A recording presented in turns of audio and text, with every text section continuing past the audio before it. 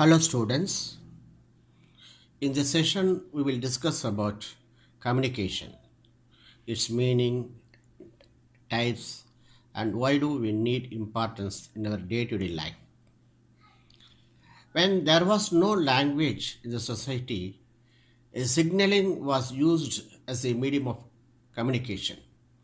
But it caused a lot of problems because a lot of miscommunication was there. But after the civilizations grow, there came the role of languages. Today in the world we have so many languages.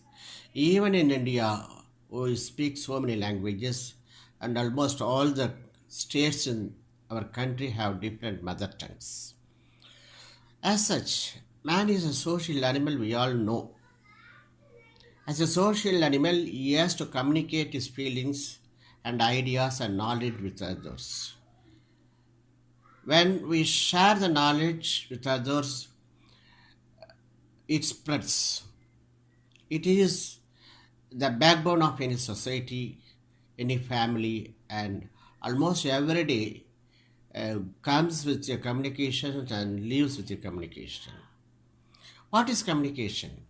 It can be broadly defined as an exchange of ideas, messages, and information between two or more persons through a medium in a manner that the sender and the receiver understand the message in the common sense. That is, they develop common understanding of the message. The word communication is derived from the Latin word communicare, which means to share, impart, participate, exchange, transmit, or to make common.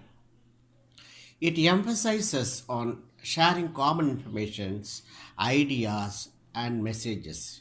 It is not merely issuing orders and instructions. Communication is the transfer of information from a sender to a receiver, with the information being understood in the correct sense.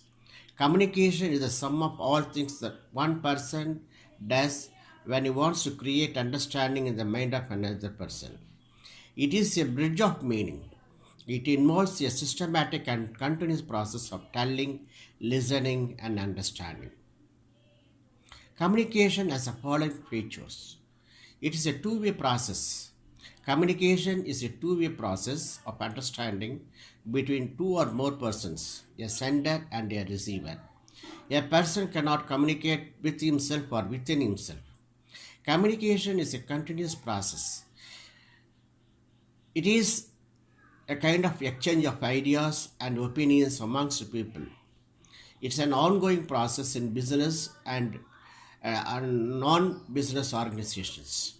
Continuous interaction promotes understanding and exchange of information relevant for decision making. It is a dynamic process. Communication between sender and receiver takes different forms and medium depending upon their moods and behavior. It is thus a dynamic process that keeps changing in different situations. Communication is pervasive. Communication is a pervasive activity. It takes place at all levels, top level, middle level, and low level also, in all functional areas, that is production, finance, personnel, sales, distribution, marketing, everything in a business organization. It involves two people. At least a minimum of two persons, sender and receiver, must be present for communication to take place. It may be between superiors, subordinates, and peer group, intra and inters. Communication is a kind of exchange of ideas. Communication involves exchange of ideas and opinions. People interact and develop understanding for one another. Means of unifying organizational activity is a kind of communication. Communication unifies internal organizational environment with its external environment. It also integrates the human and physical resources and converts them into organizational output. Communications can be either verbal or non-verbal. Though words are active carriers of information, gestures can sometimes be more powerful than words. Facial expressions, sounds, signs, and symbols are the non verbal forms of communication. Communication Mutual understanding is a must for communication. Communication is effective when sender and receiver develop mutual understanding of the subject. Messages conveyed should be understood by the receiver in its desired true sense. Communication is goal oriented. Unless the receiver and sender know the purpose they intend to achieve through communication, it has little practical utility. Communication is the foundation of management. Though communication is a directing function, it is important for other managerial functions also. Designing plans and organizational structures, motivating people to accomplish goals, and controlling organizational activities, these all require communication amongst managers at various levels. Communication means communication is a means, it's not an end itself. Communication is a means towards achieving the end, that is goal accomplishment. It smooths managerial operations by facilitating planning, organizing, staffing, directing, and controlling functions. Communication is a human activity. Since communication makes accomplishment of organizational goals possible, it is essential that people understand and like each other. If people do not understand each other's viewpoint, there cannot be effective communication. It is interdisciplinary. Communication is the art of how communicators use knowledge of different fields of study like anthropology, psychology, and sociology. Making the best use of these disciplines makes communication more effective. It is thus an interdisciplinary area of management. Role of communication in organizations. Right from the time a child is born, communication plays an important role in its life. Speaking, listening, and writing are the common forms of communication. A large part of our time is devoted to communication as we share our thoughts and feelings with individuals and groups of people in everyday's life. Communication helps develop an organized society with a defined role for each individual in the society. In the business world, managers perform their tasks and responsibilities through communication. Communication provides the basis for effective implementation of plans, assigning jobs to people, carrying out directions and activities, and facilities control. Management functions can be performed successfully when managers communicate face to face, telephonically, or electronically with their superiors, peers, subordinates, customers, suppliers, competitors, etc. Even when they are not talking, they are busy reading or writing reports, memos, and letters, which are different forms of communication. Communication has reduced geographical distances into storable and confidential forms that has facilitated a large number of people to interact with one another every day. It is important that communication should be effective. Effective communication is transfer of information along with transfer of understanding. It means transfer of messages, ideas, and informations in a manner that the sender and receiver understand the subject in the same sense. It is a process of sending a message in such a way that the message received is as close in meaning as possible to the message intended for. Effective communication takes place when receiver understands the message in the same sense as the sender wants to convey. Communication promotes common objectives through coordinated efforts amongst people belonging to different functional departments. Why do we need communication? The desire to socialize and get formed into organized groups necessitates the need for communication. In the fast changing world, managers communicate changes in technology, structure, or people to the subordinate.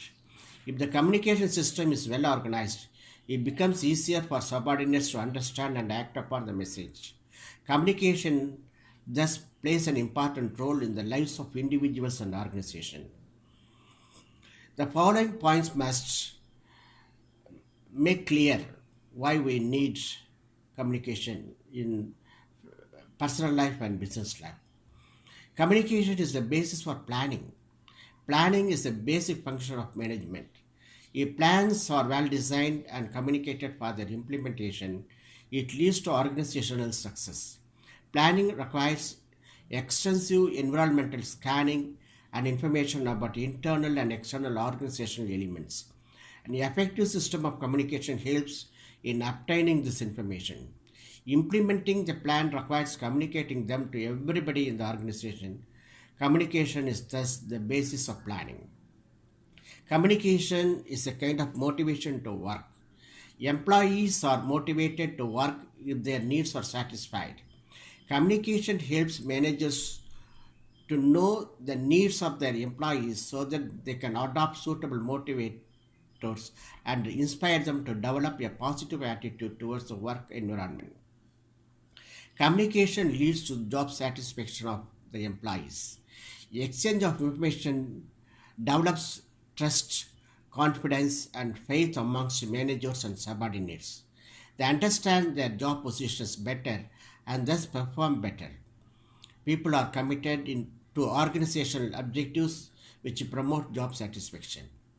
Communication is a commitment to organizational objectives. Managers follow an effective system of communication and understand the employees' needs, adopt suitable motivators to satisfy them, appraise their performance, and provide them regular feedback. The employees also work with commitment towards achieving organizational objectives when there is uh, effective communication. Communication is a kind of coordination. Communication coordinates organizational resources, human and non human, individual goals with organizational goals, and internal environment with external environment. Thus, it is very, very necessary. Coordination is the key to organizational success, and communication is an active contributor to coordination.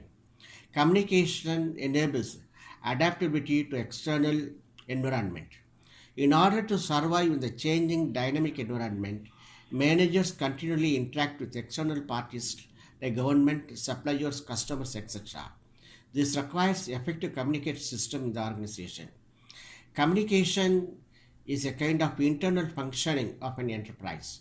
Managers interact with parties internal to business enterprises. They constantly obtain and provide information to them. Better effective communication system in the organization makes it possible to achieve the vision and missions of the organization quickly and smartly. Communication enables healthy industrial relationships. Satisfied workers contribute to healthy organizations. Communications brings managers and trade unions closer, develops mutual understanding, and promotes industrial peace and harmony. This increases industrial production. Communication also helps in performing managerial roles. According to Henry Mintzberg, managers perform three major roles: interpersonal, informational, and decisional. Communication helps managers in performing these roles effectively. In interpersonal roles, managers interact with superiors, peers, and subordinates. In informational roles, they receive and give information to people inside and outside the organization. And in decision roles, they take important decisions and communicate them to organizational members for their effective implementation. Communication facilitates leadership. Effective leaders interact with followers, guides, and inspire them to perform the individual and organizational goal. Effective communication process facilitates leaders to carry out the leadership functions. Communication facilitates control. Planning is effective if accompanied by an effective control system. Control system becomes possible when managers assess subordinates' performance, correct and prevent deviations, and provide them regular feedback on their performance. Control function largely depends upon communication system of the organization. How effectively managers control the organizational activities depends upon the effectiveness of the communication system. Communication also helps for training and development of the members of the organization. Imparting training and development facilities to employees depends upon how well their superiors communicate with them. Trainees with good communication skills are better than those who have poor communication skills. Substance to organizational existence. obtaining information to make plans, making members aware of authority responsibility structure, position in the organizational hierarchy, coordinating their activities is the essence of organizational survival and growth. This is possible only through effective communication. Now let us discuss process of communication. Communication process is a sequence of activities where message sent is understood by the receiver in its intended meaning. For example, executions of a purchase order or conversations through telephone shall be complete if the desired results are achieved. That is, supplier sends the desired goods and receiver of phone calls acts as a desired by the maker of the call. Communication is a process that connects the sender with the receiver of the message. A process in communication is a systematic series of actions, operations, or series of changes directed to some end. However, in real life situations, communication process is more complex than it sounds. It consists of a series of elements which results in sharing of meaning by sender and receiver. Now let us discuss these elements. First, sender. Sender is the person who initiates, generates, and sends the message. He represents the source of message. The communication process begins when the sender develops an idea of message he wants to transmit. He must arrange the ideas in a manner that can be understood by the receiver. A lecturer delivering a lecture in the classroom is the sender of the message, or a manager addressing to his team in a meeting is the sender of the message. Next one is message. Message is the idea or information that the sender wants to convey. He may convey it verbally by writing or speaking, or non verbally through gestures or body language. Whatever the form, the message should be clearly formed so that the desired objective is accomplished. The next one is encoding. Once the sender is clear about the message to be transmitted, he decides the code through which the message shall be transmitted. The message is abstract and intangible, and therefore it has to be converted into some form, words, gestures, pictures, etc., to make it meaningful. By encoding, we mean converting the message into symbols. Encoding gives meanings to the message or converts ideas into codes which can be understood by the receiver. Encoding means translating the message into words, written or spoken, symbols or gestures. It may be a combination of the three. The code should be appropriate to the situation, interpreted by the receiver in the manner intended. The next one is transmission. Transmission involves selecting the medium or channel of communication. Once decided that the message has to be sent in writing, the sender may select the electronic channel and the medium of email or fax. Short messages can be transmitted through telephone, but lengthy messages can be sent through letters or circulars alone. Choice of channel depends on the message to be conveyed, personal biases of the sender, and nature of information. Short messages are generally sent through telephone. Where drawings, charts, and illustrations form part of messages, they can be sent in writing. Personal biases includes sender's preference for a particular channel. Some senders prefer to communicate in writing. Nature of information refers to urgency and confidentiality of information. Confidential information where immediate feedback is required is generally transmitted orally. The next one is receiver. A receiver is a person or a group of persons to whom the message is conveyed. In case of telephone conversation, the sender can send the message to one receiver, but in case of group discussion, seminars, and conferences, receivers can be more than one. The message must be designed, encoded, and transmitted in a manner that the receiver can understand it easily in its true sense. Use of technical words, jargons, and complicated symbols should be avoided. Depending upon the channel selected, a receiver may be a listener, viewer, or a reader. Decoding. By decoding, we mean giving meaningful interpretation to the message. On receiving the message, the receiver translates the symbols into meaningful information to the best of his ability. Communication is effective if receiver understands the message in the same way as intended by the sender. The receiver must therefore be familiar with the codes and symbols used by the sender. Noise or voice. It represents the disturbing factor in the process of communication. It interferes with effective communication and reduces the clarity of the message. The message may be interpreted differently than intended by the sender. A conversing near a machine making sounds, disturbance in the telephone line, physical ailment or mental distress of the sender or receiver, a psychological barriers, a degree of trust, fear, perception, etc., are the common forms of noise or voice that obstruct the quality of message transmitted from sender to the receiver. The final one is feedback. Feedback is receiver's response to sender's message. The receiver's communicate is their reaction to the sender through words, symbols, or gestures.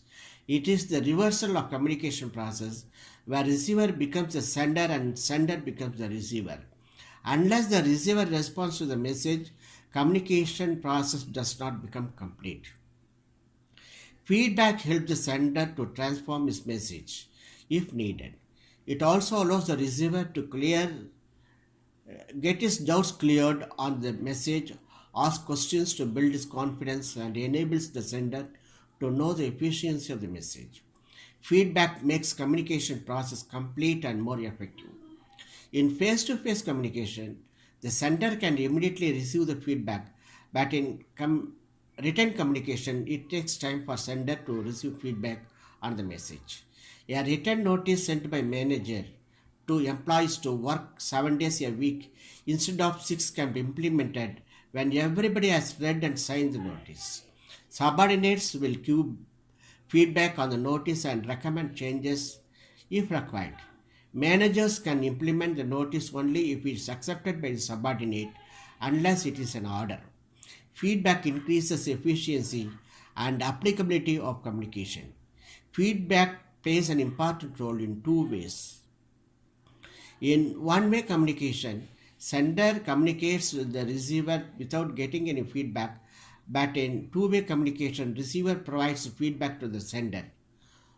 Though one-way communication takes less time and is more orderly, it avoids noise and chaos. Feedback in two-way communication makes it more accurate and precise. Feedback offers the following benefits. It allows senders to improve communications with the receiver. It allows senders to improve communication with the receiver. It allows receiver to clarify its doubts, clarified the messages and therefore perform better. Allowing receivers to ask questions builds confidence and they are more confident of their performance. It enables the sender to know efficiency of his message, whether or not the receiver has understood the message in its right meaning. In response to receiver's understanding and suggestions of the message, sender can adjust the subsequent messages. However, two-way communication should be used constructively. If sender and receiver hold conflicting opinions and none is ready to agree to others' viewpoint, the message cannot be acted upon. Blaming each other with defensive reasoning and not acting in support of the message can reduce efficiency of the organization. Two-way communication cannot be avoided and therefore both the parties should hold aside their egos and arrive at a consensus in case there are conflicting opinions about the messages. Channels of communication. Communication channel is a path through which information flows from sender to receiver. There are two main communication channels. One is formal communication channel. The next one is informal communication channel. Formal communication channel. It is the official channel of communication controlled by the managers in their official capacity. Official information and decision followed in the channel are Formal communication. This channel is officially recognized by the organization structure, follows the formal chain of command for passing information, suggestions, orders, etc., and defines authority, responsibility, and relationship amongst members of the organization. It is a deliberately created path of communication. Information flows vertically, horizontally, and diagonally along this path of communication through proper channel, that is, through various levels of the organizational hierarchy. Vertical communication represents flow of information from one level to the other in the organizational hierarchy. It can be downward or upward or downward and upward. In downward vertical communication, information flows from top to middle level managers, lower level managers, supervisors and workers, etc. The information is related to goals, policies, directions, instructions, etc. In upward vertical communication, information flows from lower levels to higher levels. It relates to reports about the subordinates' work, achievements and progress, work related problems, suggestions to improve the style of working, etc. Horizontal communications flows amongst people at the same level. It does not allow the official chain of command. When managers of marketing department discuss issues related to productions and sale of goods with the managers of production department, it is said to be horizontal communication. A diagonal communication is similar to horizontal communication that takes place amongst people of different departments at different levels rather than the same level. Merits of formal communication. Formal communication channel has the following merits. Authentic information. It is an officially recognized path of communication, and therefore whatever information flows in whatever direction, vertical, horizontal or lateral, it is presumed to be authentic. Large geographical area. Large organizations have branches spread over wide geographical areas. Formal communication channels spread information over wide geographical areas. Justify organizational hierarchy. Who is to receive information from whom, where, when, and to what extent is clearly specified in the formal channels. Coordination. Formal channels coordinate the work of other functional areas and facilitate smooth functioning of the organization. Control. It helps in receiving the right information at the right time and facilitates control of organizational activities. Filtering of information. Only important information which a top manager must know flows to them. They do not have to therefore scan every information, relevant or irrelevant.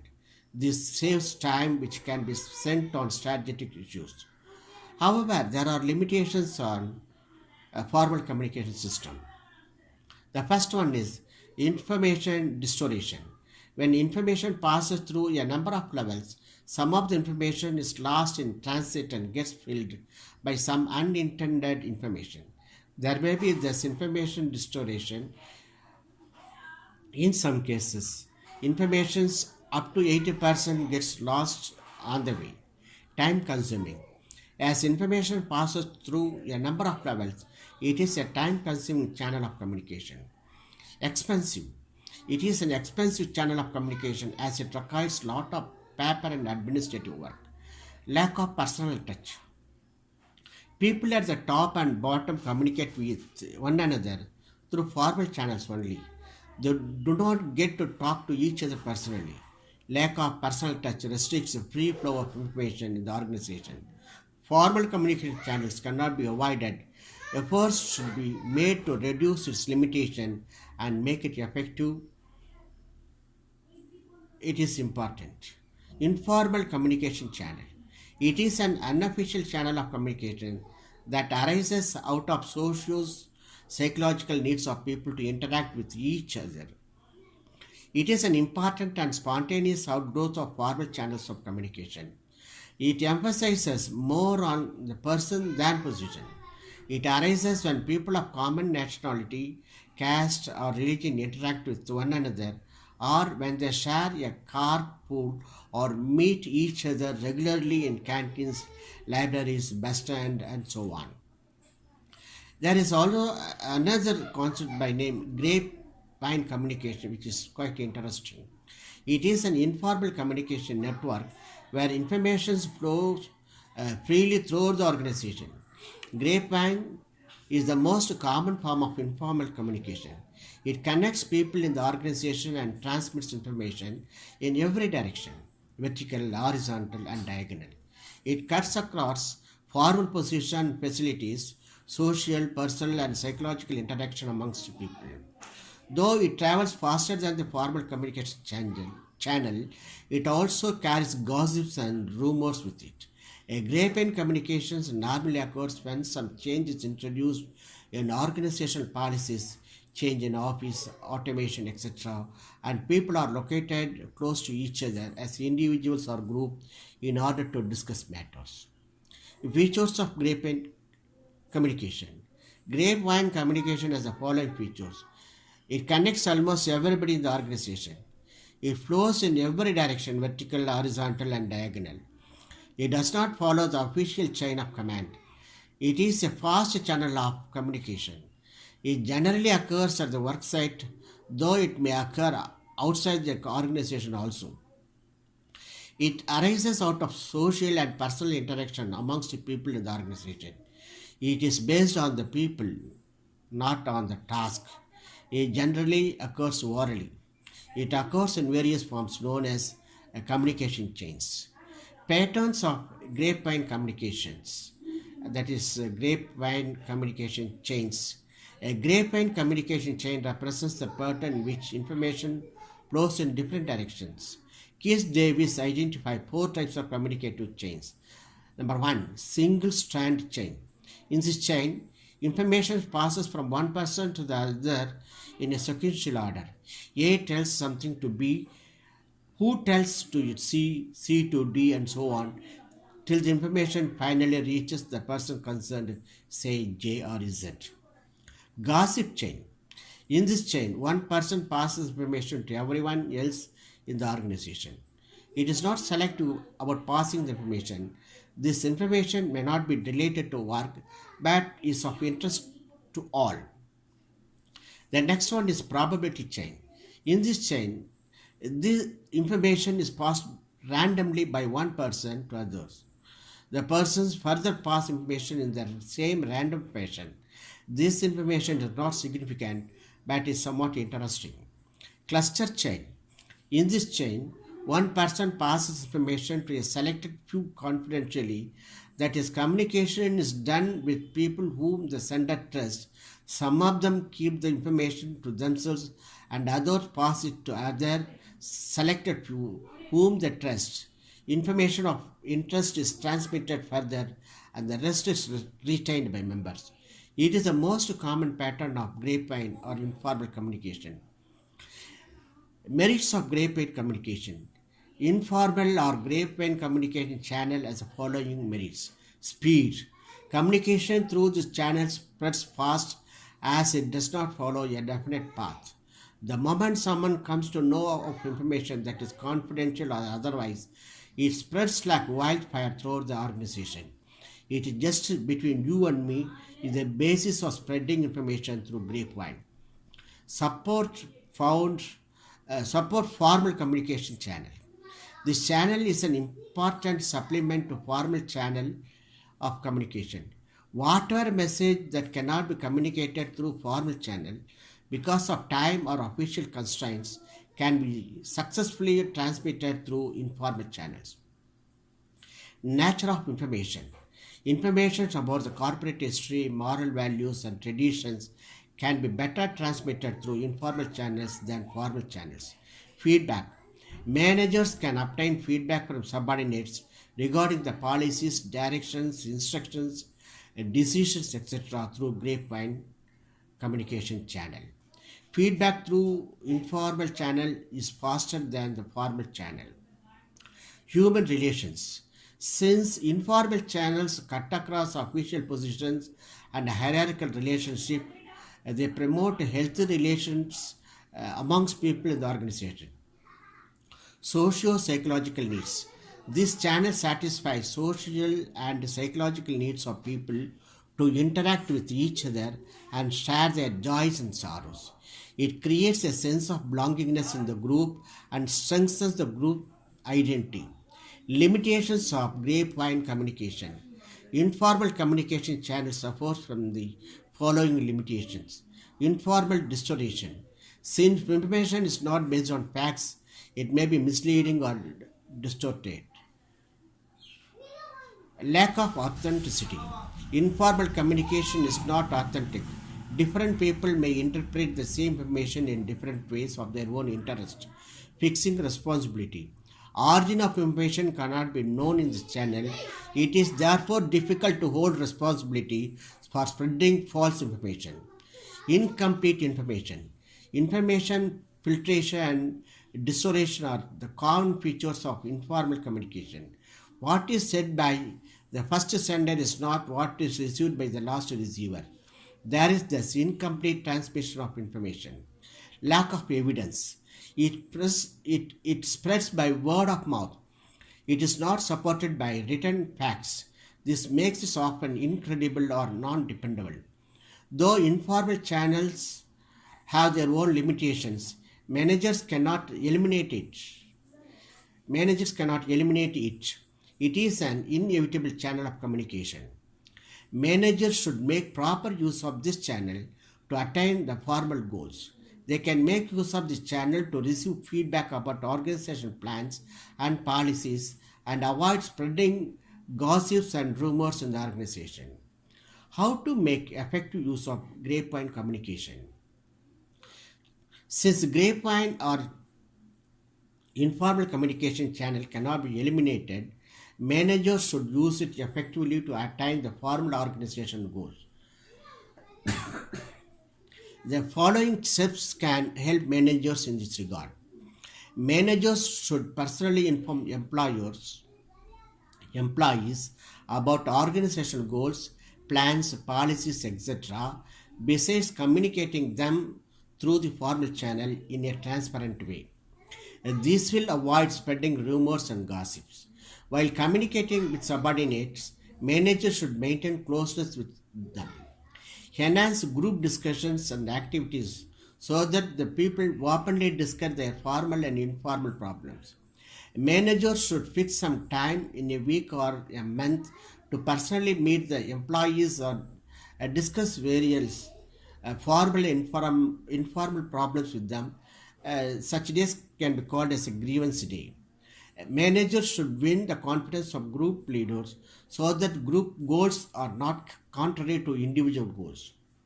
As much as possible, the decision making should be participative in nature. Managers should keep asking the employees about organizational plans and policies. Regular feedbacks can improve the organization's state of affairs. Managers should be good listeners. If they want to be listened to, they should also listen to others. Thus, communication is very, very necessary for an effective organization, and the leaders must be quite aware of the channels available in the organization and make use of all the communicative channels in the organization for their best use to achieve the visions and missions. So, this is the time where the technology is dominating us. By using, by exploiting the technologies available, we can make effective communication, avoiding 100% error free in our communication systems, and we can easily achieve the visions and missions of our organization. So, that's all for the class today. We'll meet again in the next session. Till then, goodbye. Thank you very much.